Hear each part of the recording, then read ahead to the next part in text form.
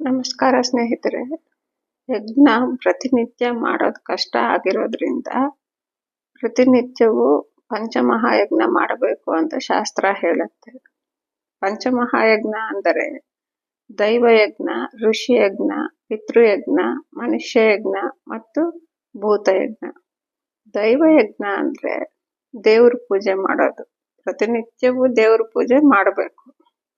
ಹೆಂಗಸರು ಬೆಳಗ್ಗೆದ್ದು ಹೊರಗೆ ನೀರು ಹಾಕ್ಬಿಟ್ಟು ರಂಗೋಲಿ ಇಟ್ಟು ಆಮೇಲೆ ದೇವ್ರ ಮನೆ ಶುಭ್ರ ಮಾಡಿ ಕೊಡಬೇಕು. ಪೂಜೆಗೆ ಬೇಕಾಗಿರೋ ಸಾಮಾನುಗಳನ್ನೆಲ್ಲ ರೆಡಿ ಮಾಡಿ ಕೊಡಬೇಕು. ಆಮೇಲೆ ಮನೆ ಗಂಡಸರು ಧೂಪ ದೀಪ ನೈವೇದ್ಯದಿಂದ ದೇವರಿಗೆ ಪೂಜೆ ಮಾಡಬೇಕು. ಈ ಪೂಜಾ ಕಾರ್ಯಕ್ರಮದಲ್ಲಿ ಆದಷ್ಟು ಕೂಡ ಮನೆಯಲ್ಲಿ ಇರೋರೆಲ್ಲ ಭಾಗವಹಿಸೋ ಹಾಗೆ ನೋಡಬೇಕು. ಯಾವ್ದಾದ್ರೂ ಒಂದು ಚಿಕ್ಕ ಕೆಲಸ ಆದ್ರೂ ಮಾಡೋ ಹಾಗೆ. ಇವಾಗ ಹೆಂಗಸರಾದ್ರೆ ದೇವ್ರ ಮನೆ ಎಲ್ಲ ಶುಭ್ರ ಮಾಡಿ ಕೊಡ್ತಾರೆ. ಗಂಡಸರು ದೀಪ ಧೂಪ ನೈವೇದ್ಯ ಎಲ್ಲ ಇಟ್ಟು ಪೂಜೆ ಮಾಡ್ತಾರೆ. ಮಕ್ಕಳಿಗೆ ಆದಷ್ಟು ಅಲ್ಲಿ ಮನೆಯಲ್ಲಿರೋ ಗರಿಕೆ ತಗೊಂಡು ಬಂದು ದೇವ್ರಿಗೆ ಇಡೋದು, ಇಲ್ಲ ಹೂವು ಇಡೋದು, ಏನಾದ್ರೂ ಅಂತ ಒಂದು ಚಿಕ್ಕ ಚಿಕ್ಕ ಕೆಲಸಗಳನ್ನು ಮಾಡಿ ಚಿಕ್ಕತನದಿಂದಾನೇ ಅಭ್ಯಾಸ ಮಾಡಬೇಕು. ಆ ತರ ಮಾಡೋದ್ರಿಂದ ಮನೆಯಲ್ಲಿ ಎಲ್ಲಾರು ಈ ದೈವಯಜ್ಞದಲ್ಲಿ ಭಾಗವಹಿಸಿದಾಗ ಆಗತ್ತೆ. ಅದು ಮನೆಯಲ್ಲಿ ಎಲ್ಲಾರ್ಗು ಒಳ್ಳೇದು. ಇಷ್ಟು ಮಾಡಿದ್ಮೇಲೆ ಹೆಂಗಸರು ತುಳಸಿ ಪೂಜೆ ಖಂಡಿತವಾಗ್ಲೂ ಮಾಡಬೇಕು. ಋಷಿಯಜ್ಞ ಅಂದ್ರೆ ನಮ್ಗೆ ಸನಾತನ ಕಾಲದಲ್ಲಿ ವೇದವ್ಯಾಸ ದೇವರು, ವಾಲ್ಮೀಕಿ ಮಹರ್ಷಿಗಳು, ವಸಿಷ್ಠ ಋಷಿಗಳು, ಈ ತರ ಸುಮಾರು ಋಷಿಗಳು ನಮ್ಗಿದ್ದಾರೆ. ಅವರು ನಮಗೋಸ್ಕರ ಅಂತ, ನಮ್ಗೆ ಒಳ್ಳೇದಾಗ್ಬೇಕು ಅಂತ ಸುಮಾರು ಗ್ರಂಥಗಳನ್ನ ಬರೆದಿದ್ದಾರೆ. ಇವಾಗ ವೇದವ್ಯಾಸರನ್ನ ತಗೊಂಡ್ರೆ ಅವರು ವೇದಗಳನ್ನ ಬರೆದಿದ್ದಾರೆ. ವೇದಗಳು ನಮ್ಗೆ ತಿಳಿಯೋದು ಕಷ್ಟ ಅಂತ ಅದ್ರ ಸಾರವನ್ನೇ 18 ಪುರಾಣಗಳಾಗಿ ಬರೆದಿದ್ದಾರೆ. ನಮ್ಗೆ ಚೆನ್ನಾಗಿ ಗೊತ್ತಿರೋ ಪುರಾಣಗಳು ಅಂದ್ರೆ ಭಾರತ, ಭಾಗವತ. ಹಾಗೆ ವಾಲ್ಮೀಕಿ ಮಹರ್ಷಿಗಳು ಶ್ರೀಮದ್ ರಾಮಾಯಣನ ಬರೆದಿದ್ದಾರೆ.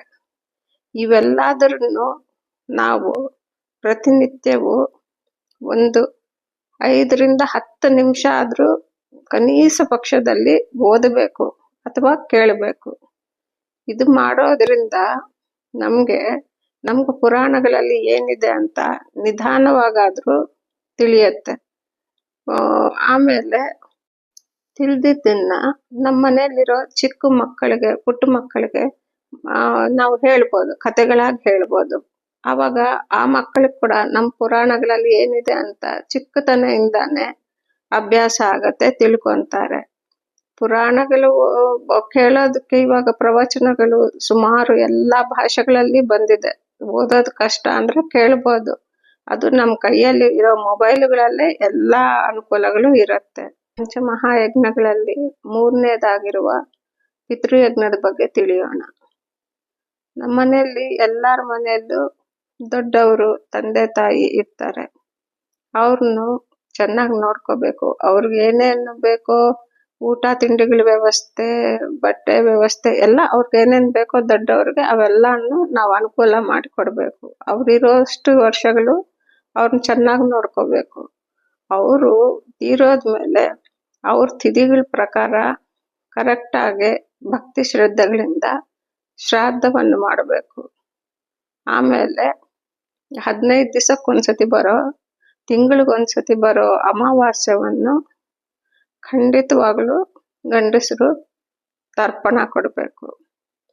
ತರ್ಪಣ ಕೊಡಕ್ ಸಾಧ್ಯವಿಲ್ಲದ ಪಕ್ಷದಲ್ಲಿ ಅಮಾವಾಸ್ಯೆ ದಿವಸ 12 ಗಂಟೆಗೆ ಹೊರಗೋಗಿ 2 ಕೈ ಮೇಲಿಟ್ಟು, ಇವತ್ತು ನಂಗೇನು ತರ್ಪಣ ಮಾಡಕ್ ಆಗ್ತಾ ಇಲ್ಲ ಅಂತ ಕನಿಷ್ಠ ಪಕ್ಷದಲ್ಲಿ ಪಿತೃಗಳಿಗೆ ನಾವು ಕ್ಷಮಾಪಣೆ ಕೇಳ್ಕೋಬೇಕು. ಇದು ಪಿತೃಯಜ್ಞ. ಇದು ತುಂಬಾ ಸುಲಭವಾಗಿದ್ದು ಪಂಚಮಹಾಯಜ್ಞದಲ್ಲಿ 4ನೇದಾಗಿರುವ ಮನುಷ್ಯ ಯಜ್ಞದ ಬಗ್ಗೆ ತಿಳಿಯೋಣ. ಮನುಷ್ಯ ಯಜ್ಞ ಅಂದ್ರೆ ನಮ್ ಸುತ್ತಮುತ್ತ ಇರೋ ಮನುಷ್ಯರಿಗೆ ನಾವು ಸೇವೆ ಮಾಡೋದು, ಸಹಾಯ ಮಾಡೋದು. ಇವಾಗ ನಮ್ಮ ಪಕ್ಕದ ಮನೇಲಿ ಇರ್ತಾರೆ, ಅವ್ರು ಏನೋ ಒಂದು ಚಿಕ್ಕ ಸಹಾಯ ಬೇಕು ಅಂತ ಮನೆಗೆ ಬಂದಿದ್ದಾಗ, ಅದು ನಮ್ಗೆ ಸಾಧ್ಯವಾಗಿದ್ದಾಗ ಖಂಡಿತವಾಗ್ಲೂ ಮಾಡಬೇಕು. ಮನೆಗೆ ಅತಿಥಿಗಳು ಬರ್ತಾರೆ, ಅವ್ರಿಗೆ ಚಳಿಗಾಲ ಆದ್ರೆ ಒಂದು ಕಪ್ ಕಾಫಿ, ಬಿಸಿಲು ಕಾಲ ಆದ್ರೆ ಒಂದ್ ಗ್ಲಾಸ್ ಪಾನೀಯ, ತಣ್ಣಗಿರೋ ನೀರು ಪಾನೀಯನ ಏನಾದ್ರೂ ಕೊಡ್ಬೋದು. ಅದಾದ್ಮೇಲೆ ಇವಾಗ ನಮ್ಮ ಮನೆಗೆ ಕೆಲಸ ಮಾಡೋದಕ್ಕೆ ಅಂತಾನೆ ಜನ ಬರ್ತಾರೆ. ಅವ್ರಿಗೆ ನಾವೇನ್ ಮಾಡ್ಕೊಂಡಿದ್ದೀವೋ ಅದರಲ್ಲಿ ಒಬ್ಬರಿಗಾಗೋಷ್ಟಾದ್ರೂ ಕೊಡ್ಬೇಕು. ದೇವ್ರು ಇದನ್ನ ನಮ್ಮಿಂದ ನಿರೀಕ್ಷೆ ಮಾಡ್ತಾನೆ.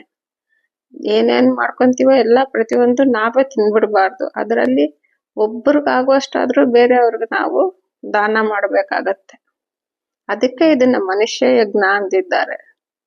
ಸಾಧ್ಯವಾದಷ್ಟು ನಮ್ಮ ಕೈಯಿಂದ ಯಾವಾಗ್ಲೂ ದಾನ ಧರ್ಮಗಳು ನಡೀತಾ ಇರ್ಬೇಕು. ಪಂಚಮಹಾಯಜ್ಞಗಳಲ್ಲಿ ಕೊನೆಯದಾಗಿರುವ ಭೂತಯಜ್ಞದ ಬಗ್ಗೆ ಇವತ್ತು ತಿಳಿಯೋಣ.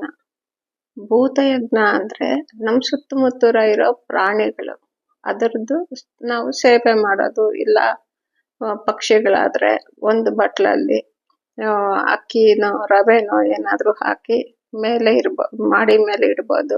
ಒಂದು ಬಟ್ಲಲ್ಲಿ ನೀರ್ ಇಡ್ಬೋದು. ಇದೆಲ್ಲ ಭೂತಯಜ್ಞದ ಕೆಳಗಡೆಗೆ ಬರುತ್ತೆ. ಮನೆ ಮುಂದೆ ಗೋವು ಬಂದ್ರೆ ಬಾಳೆಹಣ್ಣು, ಅಕ್ಕಿ ಬೆಲ್ಲನೋ ಏನಾದ್ರೂ ಕೊಡ್ಬೋದು. ಅಂದ್ರೆ ದಿವಸ ಇದು ಮಾಡೋದು ಸ್ವಲ್ಪ ಕಷ್ಟನೇ. ಯಾಕಂದ್ರೆ ದಿವಸ ನಾವು ಹಸುವನ್ ನೋಡೋದು ಅವೆಲ್ಲ ಆಗಲ್ಲ ಕೆಲವು ಸತಿ. ಅಂತ ಸಮಯದಲ್ಲಿ ನಾವೇನ್ ಮಾಡ್ಬೋದು, ಇವಾಗ ಗೋಶಾಲೆಗಳು ತುಂಬಾ ಇರತ್ತೆ. ಅದಲ್ದೆ ಬ್ರಾಹ್ಮಣರು ಕೂಡ ಮನೆಯಲ್ಲೇ ಗೋವುಗಳನ್ನ ಇಟ್ಕೊಂಡಿದ್ದಾರೆ ಇವಾಗ. ಅಂತ ಅವ್ರಿಗೆ ನಾವು ಸಹಾಯ ಮಾಡೋದ್ರಿಂದ ಭೂತಯಜ್ಞ ತುಂಬಾ ಚೆನ್ನಾಗಿ ಮಾಡಿದ ಫಲ ಸಿಗತ್ತೆ. ನಾವು ದಿವಸ ಮಾಡೋದಕ್ಕಾಗಲ್ಲಕ್ಕೋಸ್ಕರ ಯಾವಾಗ 15 ದಿವಸಕ್ಕೋ 1 ತಿಂಗಳಿಗೋ ನಾವು ಅವ್ರಿಗೆ ದುಡ್ಡು ಕೊಡೋದ್ರಿಂದ ಅವ್ರ ಗೋವುಗಳನ್ನ ನೋಡ್ಕೊಂಬೋದಕ್ಕೆ ಸಹಾಯ ಆಗತ್ತೆ. ಅದು ದೇವ್ರಿಗೆ ತುಂಬಾ ಪ್ರೀತಿಯಾದ ವಿಷಯ ಅಂದ್ರೆ ಇದೆ. ಧನ್ಯವಾದಗಳು ಸ್ನೇಹಿತರೆ.